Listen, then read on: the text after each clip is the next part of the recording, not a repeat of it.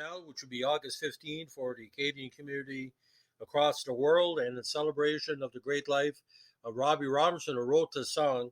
We're going to do this podcast on a very, very dramatic and all Canadian song, Acadian Driftwood. Now, the song by the band is a 4-track on their 6th studio album called Northern Lights Southern Cross, which came out in 75. It was written by member Robbie Robertson. Richard Manuel, Levon Helm, and Rick Danko trade off lead vocals and harmonies on the chorus. Now, at 6 minutes 42 seconds, it's one of the longest singles ever in band's history. Now, the song is a portrayal of the troubled history of Nova Scotia and Acadie, as well as New Brunswick. Specifically, it's about the expulsion of the Acadians during a rivalry between the French and British over what is now Nova Scotia, New Brunswick, PEI, and most of Maine. Now, Robertson's lyrics were influenced by Henry Wadsworth Longfellow's 1847 poem Evangeline, which describes the deportation of the Acadian communities. On the band's recording of the song, the lead vocal is traded on the verses between Manuel, Helm, and Danko, with all three singers harmonizing on the choruses. Instrumentally, the recording is noted for his overdub fiddle, played by Byron Berline. Now, Robertson took poetic license with the historical record. The deportations happened during the French and Indian War that erupted in North America prior to the opening of the wider conflict of the 7 Years' War. So the war was not over, but in fact had only just begun. The expulsion commenced immediately after the British capture of Fort Beauséjour in 1755 in present-day New Brunswick, and not after what went down on the Plains of Abraham, a battle fought in 1759 in Quebec.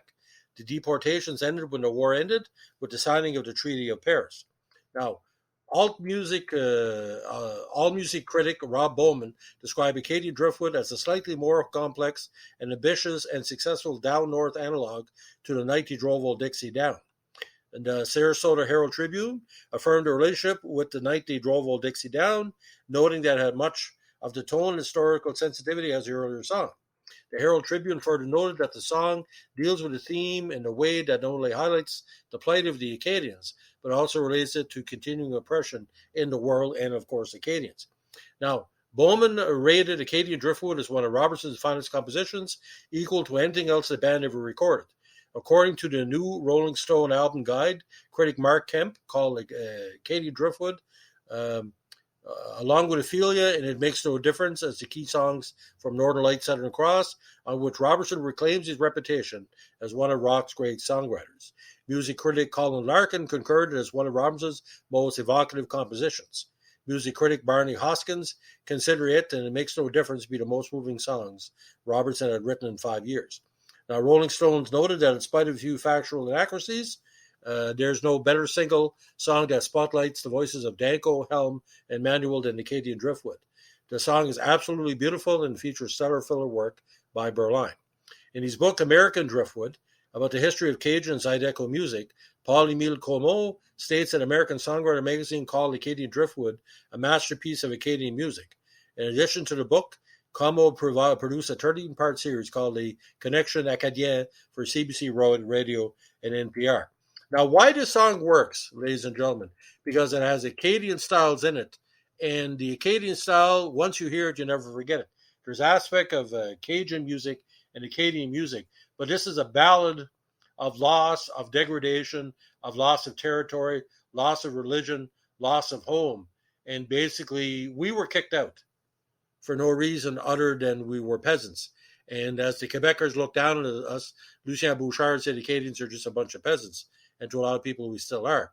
But the song really is not well liked by people who are not Acadian, because they say it's, Robertson just basically, took the Acadian situation and made it his own. He didn't. He was just writing like any songwriter does about what inspired him. Now, Acadian Driftwood was performed by the band as part of their famous Last Waltz concert. The concert performance was omitted from the Martin Scorsese film of the concert and the original soundtrack, but was included in the 2002 box set soundtrack, which to me makes no sense. Scorsese and I should have a conversation about that. Now, Richard Scheindel also covered the song in his 2007 album, South of Delia, as did the Roaches on a 2007 multi-arts tribute album, Endless Highway. Now, the music of the band, Right Up, Zachary Richard and Celine Dion also covered the song as a duet on Richard's 2009 album Last Kiss.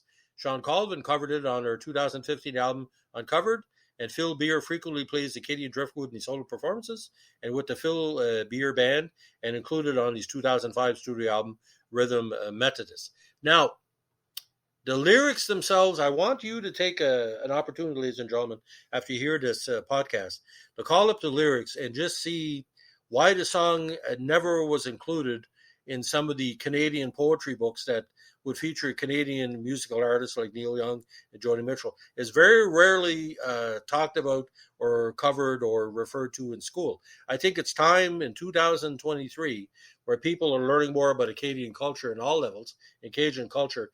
The lyrics should be taught. I know the lyrics are inaccurate a certain way, but the whole aspect of the song, the intention was there by Robbie Robertson to write a song in tribute to something he felt was a wrong. And as an Aboriginal person, you know that Acadian Métis is a big controversy going on right now with a lack of recognition of the Jackie Vautour inspired Acadian Métis in New Brunswick and throughout the Maritimes.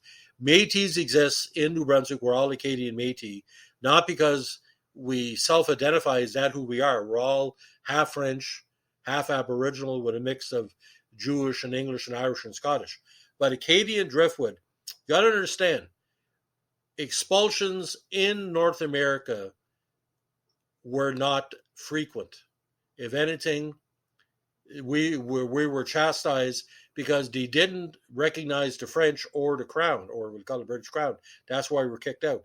The only reason why we're still here because we're stupid. We came back or went other place to keep on going. But my God, ladies and gentlemen, where are reparations? Black people have reparations, but are the English ever going to get back reparations? Us, of course not. Acadians are too stubborn to ask for something that's not already ours. And let me tell you something, ladies and gentlemen. When people look at Acadian Driftwood in a new light, Robbie's passing, I think Acadian Driftwood will have more resonance over the next few years, because when a major musical artist dies, including Tony Bennett recently, Sinead O'Connor, people look back with the music with much more fondness, and maybe Acadian Driftwood will finally get the due respect it should get as a top 10 The Band song, at least, or top 7. So that's the story of Acadian Driftwood by the great and late great Robbie Robinson. If you like what we're doing here, give us a like, comment, subscribe, or share.